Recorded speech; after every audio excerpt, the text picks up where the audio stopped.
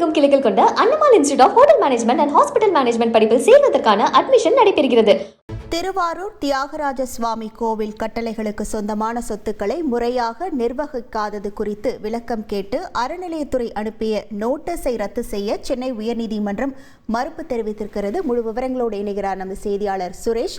வணக்கம் சுரேஷ். அறநிலையத்துறைக்கு சென்னை உயர்நீதிமன்றம் என்ன உத்தரவு பிறப்பித்திருக்கிறது? முழு விவரங்கள். வணக்கம். திருவாரூர் தியாகராஜ சுவாமி கோயிலில் அபிஷேகம், அன்னதானம் போன்ற பணிகளை மேற்கொள்வதற்காக 13 அறக்கட்டளைகள் செயல்பட்டு வருகின்றன. இதில் அபிஷேக கட்டளை, அன்னதான கட்டளைகளுக்கு வேலக்குறிச்சி மடாதிபதி சத்தியஞான மகாதேவ தேசிக பரமாச்சாரியார் சுவாமிகள் பரம்பரை அறங்காவலராக இருந்து வருகிறார்.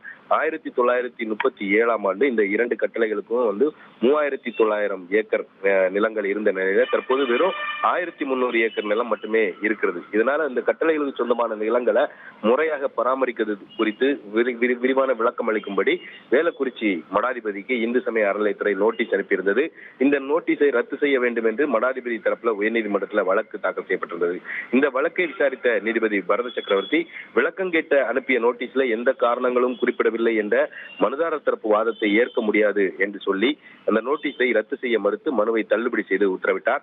மேலும் அறநிலையத்துறை நோட்டீஸுக்கு 4 வாரங்கள்ல பதிலளிக்க வேண்டும் என்று மடாதிபதிக்கு நீதிபதி உத்தரவிட்டிருக்கிறார். மடாதிபதி தரப்பு விளக்கத்தை பரிசீலித்தும் அவர்கள் தரப்பு வாதங்களை முன்வைக்க அவகாசம் வழங்கியும் சட்டப்படி இந்த விவகாரத்தில் முடிவெடுக்க வேண்டும் என்று இந்து சமய அறநிலையத்துறைக்கு நீதிபதி உத்தரவிட்டிருக்கிறார்.